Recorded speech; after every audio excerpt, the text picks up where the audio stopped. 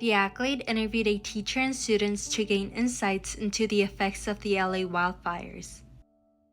Yeah, my aunt was down here for just a little bit a couple weeks ago because she was really afraid that that the fire could reach her in Pasadena. She lives in Eagle Rock, which isn't too far from Pasadena, which is not too far from the fires. She knows actually a ton of people from her church.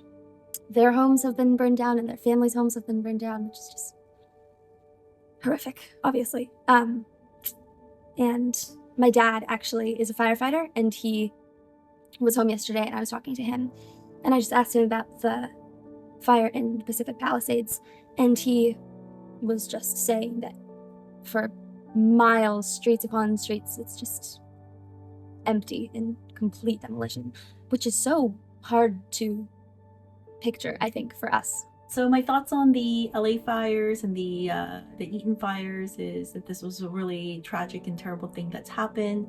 My own sister and her family had to evacuate because she lives right on the other side of the Palisades.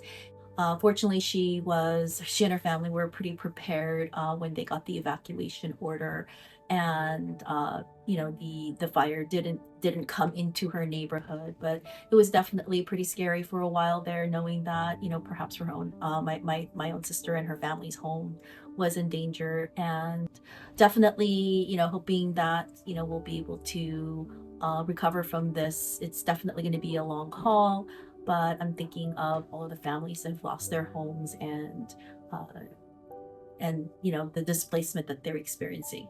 The National Honor Society is built upon service and leadership.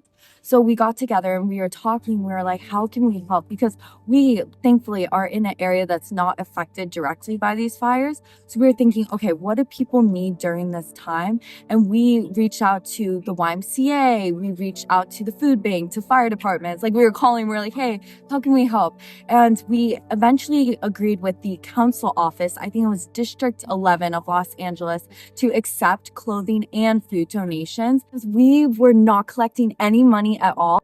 And then we also collected like diapers or toiletries, like toothbrushes and toothpaste and things like that. So by helping and bringing those donations, we're able to help people and just make their lives so much easier, or at least to bring more hope into their lives. Ultimately, the volunteers at District 11 of Los Angeles sorted and distributed all the donated items to various families.